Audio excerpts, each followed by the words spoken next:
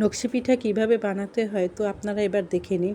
তো প্রথমে একটা পাতিলে লবণ দিয়ে পানি আর কি ভালো করে ফুটিয়ে নিয়ে তার মধ্যে চালের গুঁড়া দিয়ে আটা গুলে নেওয়া হয়েছে। তো এই পিঠা বানানোর জন্য আমরা খেজুরের কাঁটা এবং কয়েলের যে নতুন স্ট্যান্ডগুলো আছে সেগুলো ব্যবহার করেছি। তারপরে আটা খোলার পরে এই আটাটা মেখে নেওয়া হয়েছে আর কি, মথে নেওয়া হয়েছে, কিন্তু বেশি মাখানোর দরকার নেই।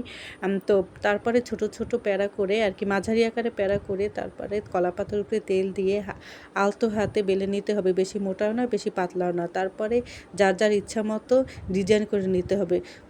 ডিজাইন করার আগে কিন্তু প্রত্যেকটা প্যারার উপরে কিন্তু তেল মেখে নিতে হবে, তা না হলে কিন্তু ডিজাইনগুলো ফুটবে না। তো আমরা সবাই যার যার ইচ্ছে মতো ডিজাইনগুলো করে নিলাম। তো প্রথম ধাপে আর কি পিঠাগুলো ভেজে নিতে হবে, তারপরে পরের দিন আবার সেই পিঠাগুলো মুচমুচে করে ভেজে গুড়ের যে শিরা তার মধ্যে চুবিয়ে নিতে হবে। তো পিঠাগুলো দেখতে মাশাআল্লাহ অনেক সুন্দর ছিল, আর খেতেও কিন্তু খুবই মজাদার ছিল। তো আজকের ভিডিও এই পর্যন্ত।